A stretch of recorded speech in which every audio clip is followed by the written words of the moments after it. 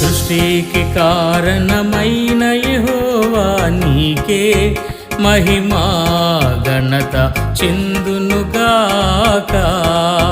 సర్వ సృష్టిని చేసిన పరిశుద్ధ దేవా నీకే మహిమా